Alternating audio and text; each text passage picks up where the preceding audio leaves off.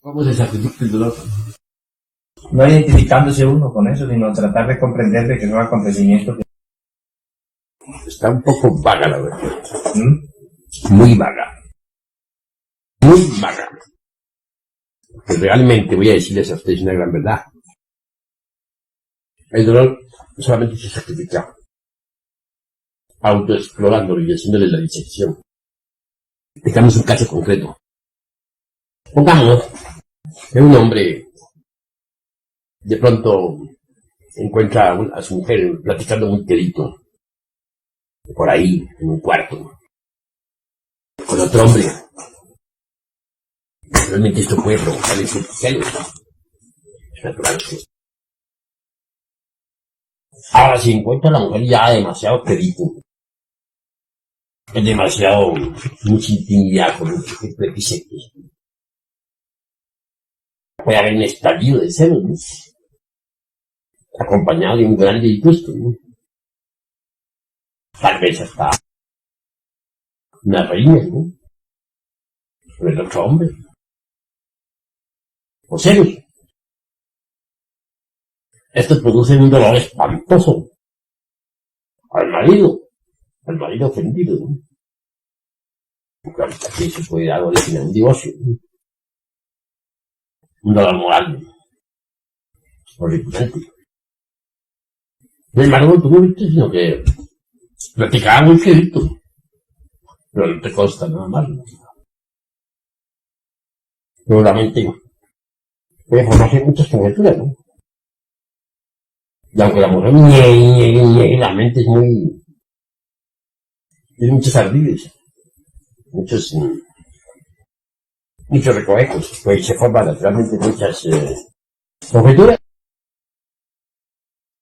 ¿Qué hacer para salvarse de ese dolor? ¿Cómo aprovecharlo? ¿Cómo renunciar al dolor que le ha producido eso? Hay una forma de resolverlo, de sacrificar ese dolor. ¿Cuál? La autorreflexión evidente del ser. La autoexploración de sí mismo. ¿Están seguros ustedes, por ejemplo, de que ustedes nunca han tenido relación con otra mujer? ¿Se está seguro de que jamás se ha acostado uno a dormir con otra fémina? ¿Se está seguro de que jamás uno ha sido adulto? Ni en esta ni en pasadas reencarnaciones. Claro, está que no, ¿no? Todos en el pasado fuimos adúlteros, ¿eh? Fornicarios. Eso es obvio. Si uno llega a la conclusión, pues, de que uno también fue fornicario y adúltero, entonces, ¿por qué autoridad está juzgando a la mujer? ¿Por qué lo hace? Juzgarla. Lo hace sin autoridad. Y ya Jesús el Cristo, parábola de la María Magdalena, digo de la adúltera, se llama mujer de los evangelios crísticos, exclamó: el que se sienta libre de pecado, que arroje la primera piedra. Nadie la arrojó. Ni mismo Jesús se atrevió a arrojar. Le dijo: mujer, ¿dónde están los que te escuchaban? Ni yo mismo te acuso. Ve y no peques más. Ni él mismo, que era tan perfecto, no se atrevió. Siendo él. Ahora, nosotros con qué autoridad lo haríamos. Entonces, ¿quién es el que nos está proporcionando el sentimiento? ¿El supremo dolor? ¿No es acaso el demonio de los celos? Obviamente. ¿Qué otro demonio? El yo del amor propio, que ha sido herido mortalmente, ¿no? El yo del amor propio es egoísta en un 100%, ¿no? ¿Y qué otro? El yo dijéramos, de la autoimportancia. Se siente muy importante. Yo, señor don Fulano de esta mujer, con esa clase de conducta, vea Qué orgullo tan terrible del señor de la autoimportancia, ¿no? Porque el otro de la intolerancia que dicen, fuera, adúltera, te condeno, malvada. Yo soy virtuoso, intocable. Y ahí pues el delito dentro de uno mismo. Y ese tipo de yoes son los que vienen a producir el dolor. Cuando uno ha llegado a la conclusión de que son esos yoes los que le han producido el dolor. Entonces se concentra en la madre divina Kundalini. Y ella desintegra esos yoes. Que ha desintegrado ya, el dolor termina. Al terminar el dolor queda la conciencia ahí, libre. Entonces, mediante el sacrificio del dolor, se ha aumentado la conciencia y se ha adquirido fortaleza. Mediante el sacrificio del dolor. Ahora, supongamos que no fueron simples celos, sino que fue más de que sí hubo anterior, la verdad. Entonces tendrá que venir, eso sí, un divorcio, porque eso lo autoriza la ley divina, ¿no? Pero en ese caso,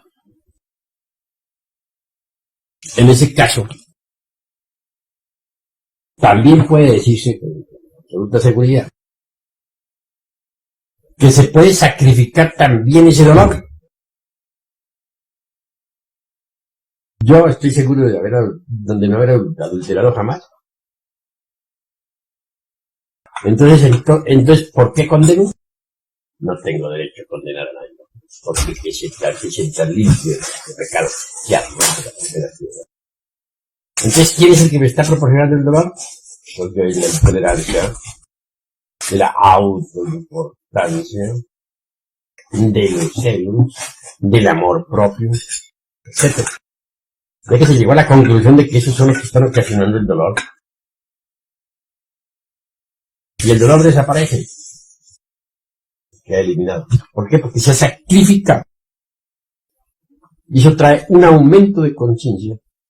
Porque aquellas energías que estaban involucradas en el dolor quedan liberadas.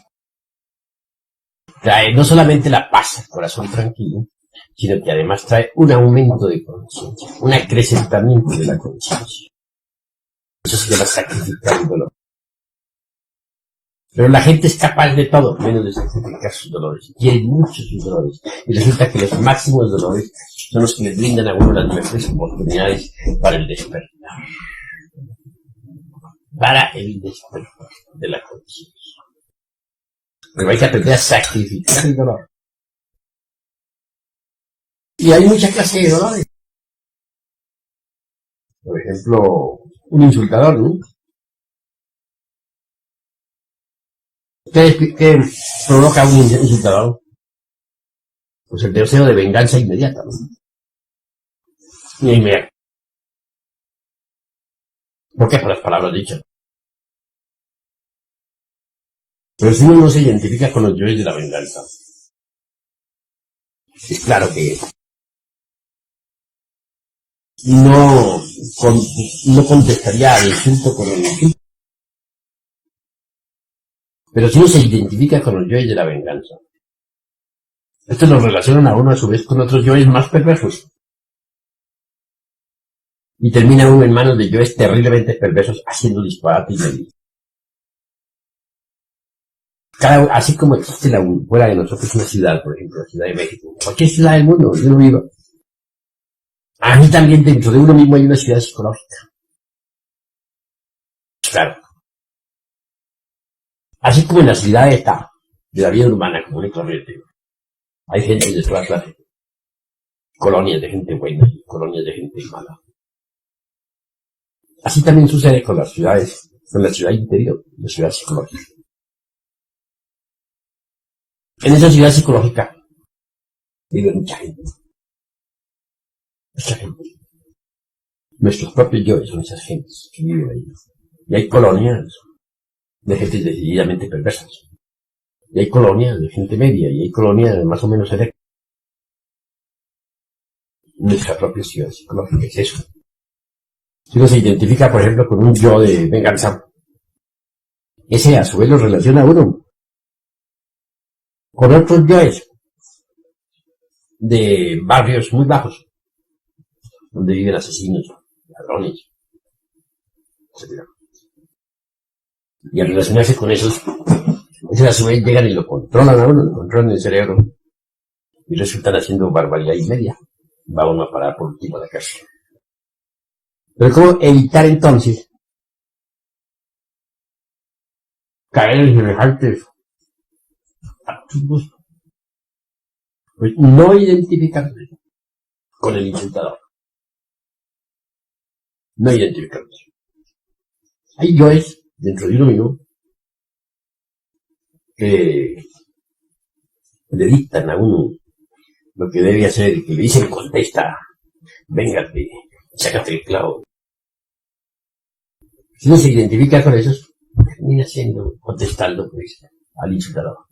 Termina uno vengándose, desquitándose, etc. Pero si uno no se identifica con el yo que le está dictando a uno que haga semejantes barbaridades, pues entonces no hace eso. En todo caso, el insultador deja, dijéramos, en el fondo del insultado o del ofendido, deja dolor. Lo interesante sería que el ofendido pudiera sacrificar ese dolor y puede sacrificarlo a través de la meditación. Comprender que el insultador es una máquina que está controlada por determinado yo insultante y que lo ha insultado un yo. Comprender también que uno es una máquina y que dentro tiene yo y de insulto. Entonces, si uno compara y dice, aquel insulta, pero yo dentro de mí también existen yoes de insulto. Entonces no tengo yo por qué condenar a aquel. Yo cargo lo mismo que aquel. Si yo cargo dentro de mí también yoes de insulto, entonces no tengo por qué condenarlo. Además, ¿qué es lo que se ha herido en mí? Posiblemente el amor propio, posiblemente el orgullo. Bueno, entonces tengo que descubrir si fue el amor propio o si fue el orgullo o qué. Cuando uno ha descubierto quién fue el que se dio, pues, si fue el orgullo, pues a desintegrar el orgullo. Si fue el amor propio, pues a desintegrar el amor propio. Entonces da como resultado que al desintegrar eso, queda libre del dolor. Ha sacrificado el dolor. Y en su reemplazo ha nacido una virtud, la de la serenidad. Ha despertado aún más. Hay que tener en cuenta todos esos factores, aprender a sacrificar el dolor. La gente es capaz de sacrificar, menos el dolor. Quieren mucho sus propios sufrimientos. Los idolatran. He ahí el error. Aprender a sacrificar unos mismos dolores. Eso es lo interesante para poder despertar conciencia. Claro, no es cosa fácil. El trabajo es duro. Ir contra uno mismo es algo muy duro. No es muy dulce. Pero sí vale la pena ir uno contra uno mismo. Por los resultados que va a obtener, ¿no? El despertar. De manera que van entendiendo ustedes. Abuelo, posiblemente sería ridículo preguntarle algo que me viene ahorita a mí. Como yo me doy cuenta que nadie o casi nadie tiene, digamos, esa capacidad de análisis, ¿no?, con la que usted cuenta. Eso es lo que considero yo que lo lleva a usted a trabajos tan profundos, ¿no? Pero, ¿qué es lo que le ha dado a usted esa capacidad de análisis? Les voy a ser sincero a ustedes. En principio la capacidad de análisis, aunque yo pensaba que era extraordinario, resulta con respecto a la actual capacidad que tengo, algo incipiente. La capacidad actual que tengo se desarrolló pues de una capacidad incipiente. Esa capacidad de análisis actual no se debe a otra cosa, sino a la disolución del ego. Resulta que cuando uno tiene ego es muy torpe. Pero cuando uno desintegra el ego, la esencia queda muy libre. Y la esencia libre le confiere a uno inteligencia. Pero el que tiene ego cree que es inteligente. No lo es. Pero él cree que lo es. Y no lo es. Podrá ser intelectual. Pero una cosa es ser intelectual y otra cosa es ser inteligente. Hay que hacer una plena diferenciación entre intelectual e inteligente. Cuando uno aniquila el ego, aflora entonces la inteligencia. Pero de una forma natural, espontánea. Cuando uno no tiene ego, es inteligente.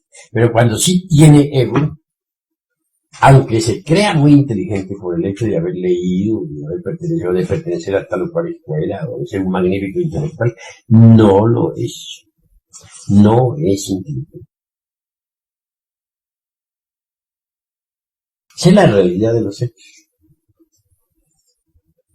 Yo cuando tenía ego, pensaba que tenía una gran capacidad de análisis. Después de destruir el ego, he venido a comprender que en aquella época mi capacidad de análisis era incipiente. Pero yo creía que era gigantesca por el hecho de haber leído. Solo el tiempo me vino a demostrar que no era tan grandiosa como yo pensaba. Así que lo importante en la vida es tener esa capacidad de la autorreflexión evidente del ser. Pero esta aflora con la aniquilación del ego. Puede uno ver las cosas más claras. Por eso es que hay 7 tipos de razonamiento. O 7 clases, o digo 9 clases de razón. Entre todo me refiero a la razón objetiva. No a la razón. A la otra. La razón objetiva es distinta a la objetiva. Que la razón objetiva se fundamenta en la conciencia, ¿no? La conciencia, dijéramos, aporta los datos a la mente interior para que ésta pueda razonar. Y el desarrollo y esa capacidad de razonamiento de la mente interior es maravilloso. Es formidable porque solamente funciona con los resortes de la conciencia.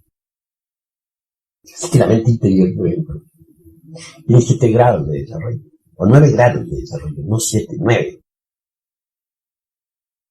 ¿Cómo podría saberse, por ejemplo, conocerse el grado de desarrollo de la razón objetiva o mente interior de las personas? Se conoce exclusivamente en los cuernos. ¿En qué? Los cuernos. ¿Sí, señor? Le dicen cachos. Vale, dicen por acá. Aquí estamos.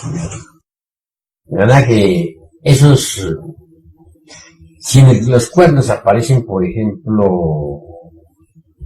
un solo tridente, indica que es un grado de razón objetiva hasta ahora de primer grado. Pero si aparece 2 tridentes, esa persona se alguien del segundo grado de la razón objetiva. Si aparecen 3 tridentes en el tercer grado de la razón objetiva, si aparecen 4 tridentes en el cuarto grado de la razón objetiva, si aparecen 5 tridentes, ya es venerabilísimo en todo el megalocosmos. Pero si aparecen 6 tridentes, has alcanzado el grado de, como dice Gurdjieff, de Anklat. Ha alcanzado el sagrado Anklat. 6 estridentes los tienen únicamente los que han hecho la gran obra. Nada más. Pero ahí no se queda eso, por ejemplo, porque del 6º grado de desarrollo de la razón objetiva a donde se debe llegar, que es el eterno Padre Cósmico Común, hay todavía 3 grados más. Quien llegue al 9º grado de desarrollo de la mente interior, incuestionablemente ya está perfectísimo en todo sentido. Ya puede sumergirse en el seno del eterno Padre Cósmico Común. Se conoce en todo caso el grado de desarrollo de la razón objetiva por los tridentes de los cuernos. Bueno, podría decirse que los cuernos los tienen solamente los demonios, ¿no? En todo hay su pro y su contra. Si bien es cierto, por ejemplo, que la electricidad puede servir para los usos industriales, también sirve para matar. Hoy en día está convertido en diablo, la gente lo tiene convertido en diablo. Visto interiormente con el sentido de la autoobservación psicológica desarrollada, se puede ver como un verdadero diablo. Así lo tiene la pobre gente. Pero cuando uno comienza a desintegrar el ego, y comienza a blanquear. Cuando uno sabe sacrificar sus propios sufrimientos, y comienza a blanquear. Cuando uno ha desintegrado completamente al ego, él resplandece gloriosamente.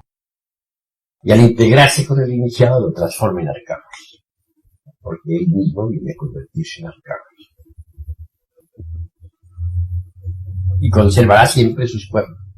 Pero en los cuernos están los tridentes, y el número de tridentes indica el grado de desarrollo alcanzado en la razón objetiva del ser.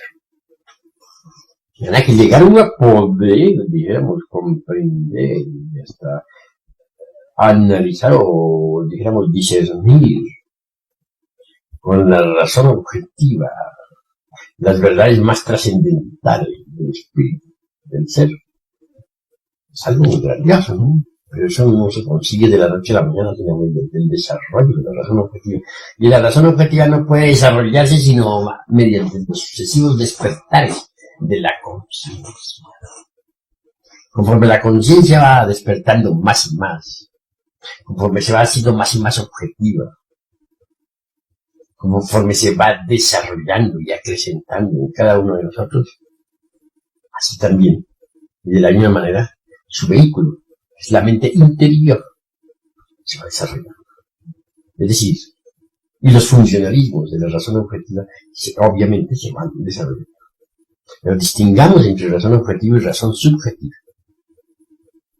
La gente tiene la razón subjetiva desarrollada, pero no tiene la razón objetiva del ser. Porque hay tres mentes. La mente sensual, que elabora sus conceptos de contenido con los datos aportados por los sentidos. Ella no puede saber nada de la verdad, ni de Dios, ni de lo real. Ahí está la razón, de tipo perfectamente subjetivo. La mente interior, donde están depositadas las creencias, tampoco puede saber nada de lo real. Por último, la mente interior. Esta es el vehículo de la conciencia. Conforme la conciencia vaya despertando, la mente interior va desarrollando sus procesos analíticos objetivos en forma extraordinaria. De manera que quien llegue a tener, por ejemplo, el desarrollo total del noveno grado, y llegue a tener los 9 tridentes en los cuernos de su Lucifer, particular individual, inevitablemente se ha hecho absolutamente consciente de lo real, de la verdad. Pues hasta puede procesar análisis sobre la misma. Es un dios. Un Paramartasatya, digamos, ¿no? Podría decirse, Paramartasatya. Pero no se alcanza semejantes estaturas, sino mediante los sucesivos despertares de la conciencia. Y no se puede llegar a esos sucesivos despertares de la conciencia, sino sacrificando el dolor, aprendiendo a sacrificar sus propios sufrimientos. Porque en realidad de verdad, cada vez que uno sacrifica un sufrimiento, se acrecenta la conciencia y se adquiere más fortaleza psicológica. Eso está ya evidentemente, dijéramos, de sacrificar el dolor. Esa es la clave más extraordinaria que hay para ir procesando despertares de la conciencia. Estos diversos despertares a su vez van, dijéramos, acrecentando o intensificando el desarrollo de la razón objetiva que pertenece, como ya dije, a la mente interior profunda. Por ese camino se llega ir acrecentando la conciencia. Y conforme uno va acrecentando la conciencia, va matando karma. Va matando. Si alguien, por ejemplo, se hace consciente del dolor que le produjo un negocio mal hecho, pongamos, un ejemplo, descubre que el yo de egoísmo estaba activo, entonces lo desintegra y mata karma. O descubre que el yo de la ambición estaba activo, mata karma al desintegrarlo.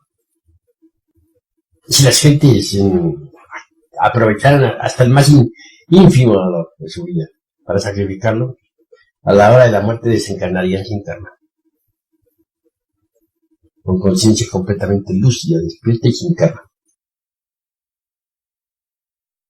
Ahora, en la práctica hemos podido evidenciar que realmente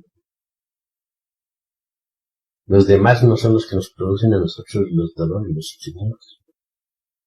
Los sufrimientos los producimos nosotros mismos.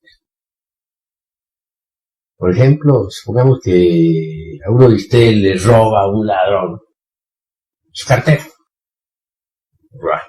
Se la vuela. Dice ustedes, hombre, me acaban de robar, he perdido mi dinero. Luego viene la angustia, quedé sin dinero. El espantoso sufrimiento, quedé sin dinero. ¿Y ahora qué hago? Pero vamos a ver, ¿el ladrón nos produjo el dolor? ¿O quién? Claro, ustedes dirían el ladrón. Si ustedes se autoexploran a sí mismos, descubrirán que dentro de ustedes está el yo del apego. Dinero. O de apego a la cartera. También puede estar el yo del temor, y que exclama, ¿y ahora qué haré? ¿Sin dinero? De manera que está el yo del apego, el yo del temor. El yo, eso produce angustia, esos yoes. Si viene la meditación y el sacrificio y el dolor, si comprende uno que el dinero es pasajero, que las cosas materiales son vanas, si se hace consciente de esa verdad, si esa verdad no queda simplemente en el intelecto, sino que se queda en la conciencia, si llega uno a comprender que estaba pegado a su cartera y a su dinero, si llega uno a comprender que tiene temor de verse sin dinero ante los problemas de la vida, entonces se propone naturalmente acabar con esos dos yoes, el temor, el apego, ¿no? Si voy a sacrificar ese dolor, porque esto es vano y ilusorio, y le hacen la disección a ese dolor, voy a comprender que es vano y ilusorio, porque una cartera, un dinero, todo eso son cosas perecederas. Entonces termina desintegrando el yo del apego del dinero y al yo del temor. Y de esa forma sacrifica su dolor y desaparece el dolor. Pero realmente, ¿quién era al llegar a esas alturas, digo yo, vienen a darse cuenta quién era en verdad, ¿no? Y que le estaba produciendo el dolor? No fue el ladrón el que le produjo el dolor, sino el yo del apego a las cosas materiales y el yo del temor. Y lo viene a comprobar uno después de que sacrifica el dolor, después de que desintegra los yoes del temor y del apego. Lo viene a comprender porque el dolor desaparece. Absolutamente. Entonces no fue el ladrón el que le dio ocasión al dolor. Las causas del dolor las lleva uno dentro de sí mismo. No fuera de sí mismo, sino dentro.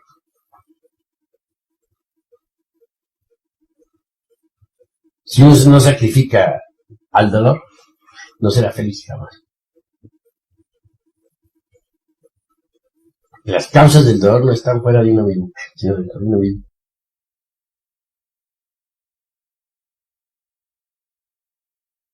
He llegado a esas reflexiones. Es que este tipo de reflexiones son necesarísimas para los estudiantes, porque usted sienta bases, digamos, en sus libros, o en, bueno, más que nada en sus libros, ¿no? Pero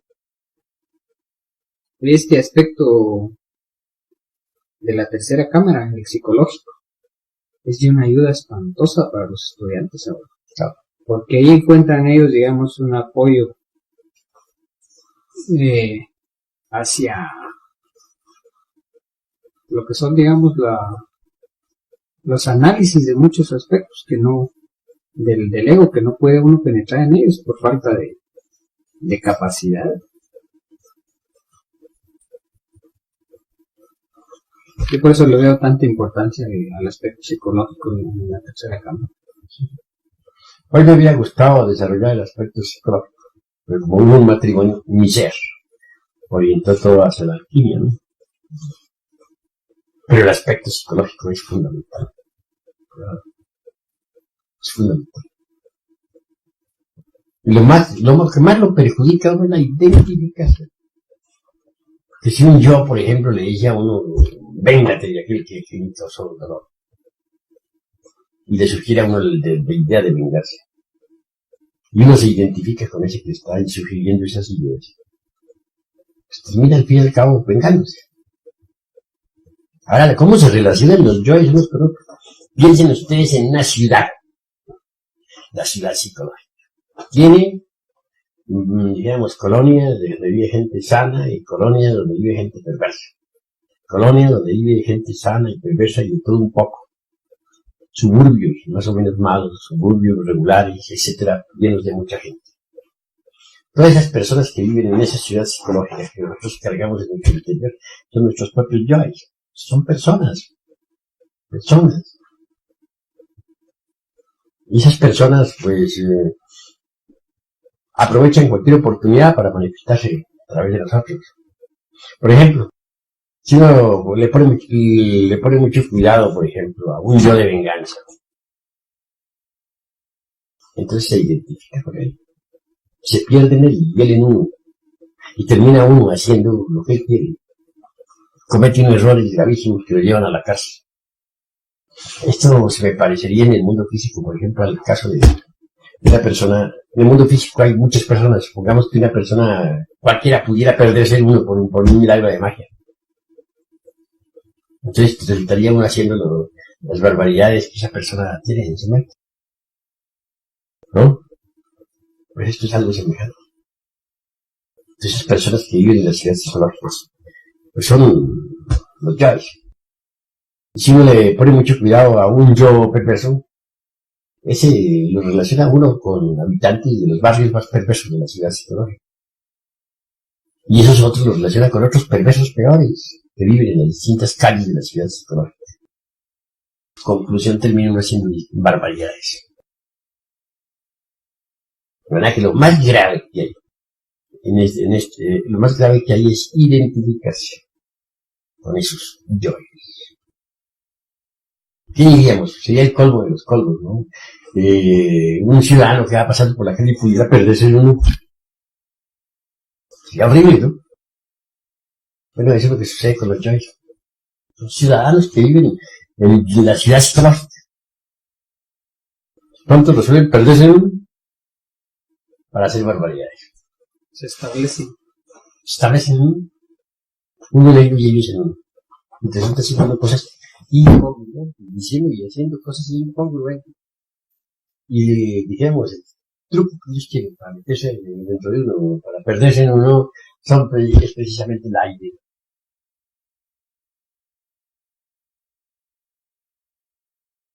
Lo más grave es identificarse con esa gente que vive en la ciudad psicológica. Lo malo. Bueno, vamos a acostarnos. Claro. Ahí quedó grabado todo en esa cinta para los que la escuchan. Claro, es maravilloso todo esto. Y aprender a sacrificar nuestros propios sentimientos. Esa es la clave, ¿no? ¿Claro? Provocar despertares formidables. Sacrificar los propios sentimientos. Sacrificar los propios sentimientos. Eso, y la gente no está dispuesta a sacrificar eso, los quieren demasiado. Pues si uno lo sacrifique, ¡pam! Los despertares, miren los despertares. Seguido. Es decir, a través del dolor, ¿no? Dolor psicológico. Sí, que produce dolor desde sacrificar el dolor.